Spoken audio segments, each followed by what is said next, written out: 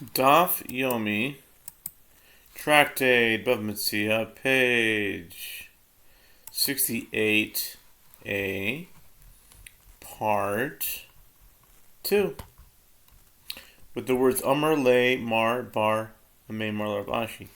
Mar, son of Amei Mar, says Rav Ashi, father would do so.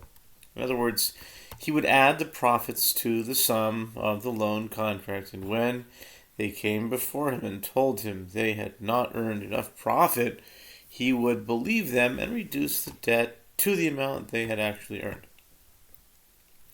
Rav Ashi said to him, "This works out well while the lender is still here, but if he dies, and the document comes before the orphans, what would happen in that case? Unaware that profits have been added to the document, the orphans would demand the entire sum, which would constitute interest." The Gemara comments, this innocent observation of Rav Ashi's was like an error that proceeds from a ruler. Ecclesiastes 10:5. And a Maimar died shortly afterward. The Gemara addresses the final Kishigaga Shiyotze Milifnei Hashalit. I remember having this somewhere. Kishigaga Shiyotze Mipnei Lifnei Hashalit. I do remember this. I really do. I truly do. Anyway, we did have it before. We definitely did. Anyway, so basically it goes to say that if someone says something, be careful what you say, because it might be something that comes true. Anyway, continuing on now. In any case, the Gemara addresses the final ruling. What are the tendencies of Neresh? In the town of Neresh, they would write a document in this manner: so-and-so has mortgaged his land to so-and-so, and the borrower then went and leased it back from him for a fee that was added to the payment of the loan.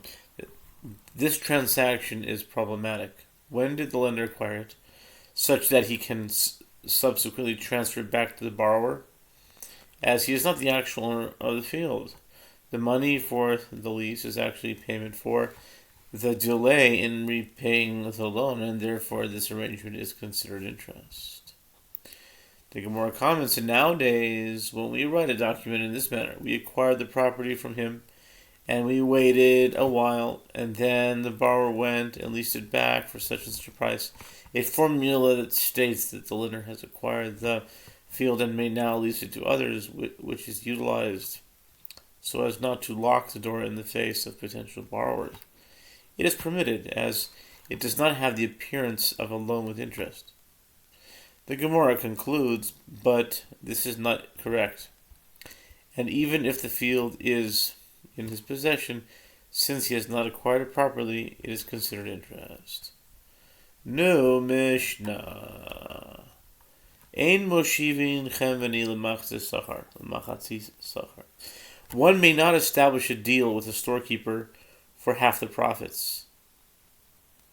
It is prohibited for one to provide a storekeeper with produce for him to sell in his store, with half the profits going to the lender. In such an arrangement, the storekeeper himself is responsible for half of any loss from the venture, effectively rendering half of the produce as a loan to the storekeeper. The lender remains responsible for the other half of any loss, and the storekeeper provides the service by selling his produce for him. This service is provided, if provided free of charge, is viewed as interest paid for the loan, and is prohibited. And similarly, one may not give a storekeeper money with which to acquire produce for the storekeeper to sell for half the profits. These activities are both prohibited unless the owner gives the storekeeper his wages as a salaried laborer, hired to sell the produce, after which they can divide the remaining profits. One may not give eggs to another to place chickens on them in exchange for half the profits, and one may not appraise calves or foals for another to raise them for half the profits. These activities are both prohibited unless the owner gives the other wages for his toil and the cost of the food he gives to the animals in his temporary care. All this applies when the lender establishes a fixed minimum profit he insists on receiving regardless of what happens to the animals. But one may accept calves or foals to raise as a joint venture for half of the earnings, with one side providing the animals and taking full responsibility for losses, and the other providing the work of and the sustenance. And the one raising them may raise them until they reach 1/3 of their maturation, at which point they are sold and the profits shared. And with regard to a donkey, it can be raised in this manner until it is large enough to bear a load. Gemara. Talmud says, the sages taught, when the Mishnah states that the owner must pay the manager of the venture as a salaried laborer, it means he must pay him as an idle laborer. The Gemara poses a question. What does it mean to pay someone as an idle laborer? End of 68a.